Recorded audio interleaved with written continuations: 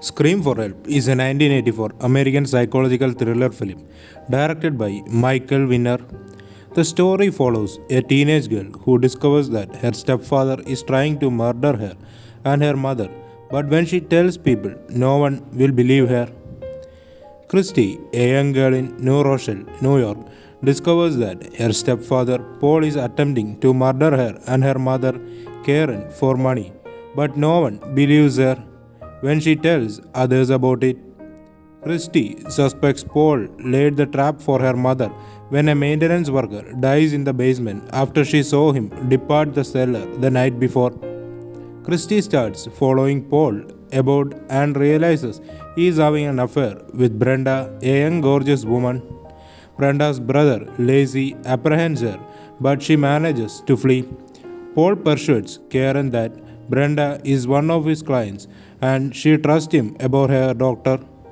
Christy persuades Josh, Janie's boyfriend, to join her in catching Paul, but her mother's car's brakes have been tampered with, nearly killing them. Christy and Janie come across Paul and Brenda at a motel and flee as soon as Paul notices them. Janie informs Christy she is pregnant by Josh, but she is killed in a hit and run by an unknown driver moments later. Christy claims that Paul killed Janie with the intent of killing her, but she is not believed. After Christy is bullied and accused for Janie's death, Josh defends her. Later, she loses her virginity to Josh, but they are stopped by Paul, who tells Josh to leave. When Christy goes to the bathroom, she smells gas, leading her to believe Paul is also trying to kill her. Karen also falls down the steps after falling into a trap set by Paul, resulting in her being confined to a wheelchair. Christy obtains a photo of Paul and Brenda having sex but drops it and is discovered. While retrieving the photo, she learns that Brenda and Lacey are a married couple who plan to blackmail Paul after he kills Karen and Christy.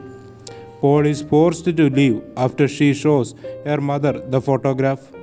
At 12 a.m., Paul, Brenda, and Lacey break into the house and drag Christy and Karen to the basement.